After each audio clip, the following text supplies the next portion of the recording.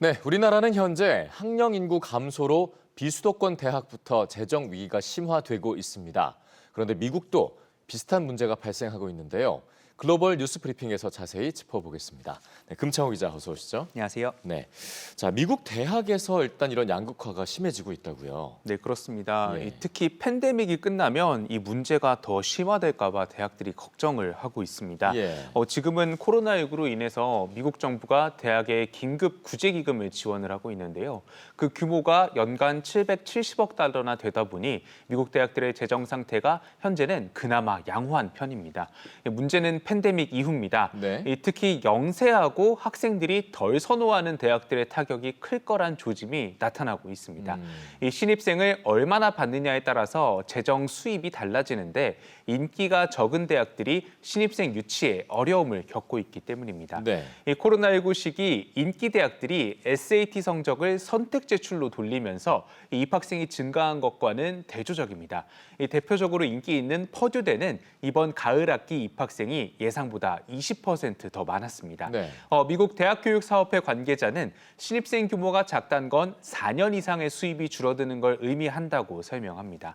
이 전문가들은 또 경제 호황으로 인해서 기부금이 늘었지만 이 역시 부유한 대학에 집중되는 것도 문제라고 지적을 했습니다. 네, 인구 감소가 불러오는 여러 가지 문제들이 현실화되고 있습니다. 네. 자, 다음은 해외 유학생 얘기인데요.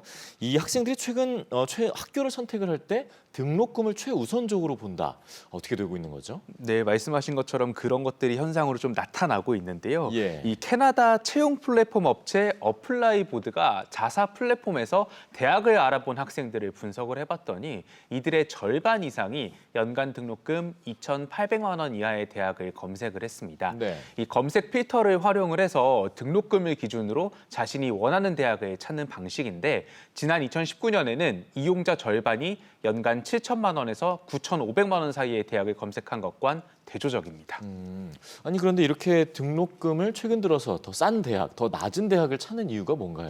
아무래도 코로나19의 영향이 좀 크다고 볼 수가 있는데요. 네. 이 어플라이보드 관계자는 많은 나라들이 국민에게 경제적 지원을 해주고 있지 않다면서 이게 유학생들의 경제력에도 영향을 미쳤다고 설명했습니다. 앞으로 유학생들에게 어떤 대학이 인기가 있을지에 대한 분석도 나왔는데요. 어플라이보드는 졸업 후 취업 기회가 많은 대학이라고 밝혔습니다. 이 경쟁력 있는 취업 프로그램을 대학이 개발하고 유학생들을 지역 기업과 잘 연결하는 게 필요하다는 겁니다. 예. 특히 올해 3월부터 10월까지 기업의 외국인 채용이 늘었는데 이 캐나다는 지난해에 비해서 2배, 그리고 영국은 3배, 이 미국은 7배가 넘었습니다. 이 외국인에 대한 수요가 증가한 만큼 각 대학이 해외 유학생을 유치할 때 이런 점을 좀 전략적으로 삼아서 활용을 하는 게 더 좋아 보입니다. 예, 결국은 취업을 얼마나 시켜줄 수 있느냐, 뭐 어느 나라나 비슷한 것 같습니다. 네. 자, 다음 얘기인데요. 명절 스트레스. 뭐 우리나라도 사실 명절하면 여러 가지 문제가 이제 가정에서나 밖에서나 이제 생길 수 있는데 이런 게 해외에서도 좀 있나 봅니다. 네, 그렇습니다. 이제 추수감사절을 비롯해서 뭐 곧 다가올 크리스마스 연휴 같은 게 이제 미국에서는 좀 큰 명절이라고 볼 수가 있는데요. 네.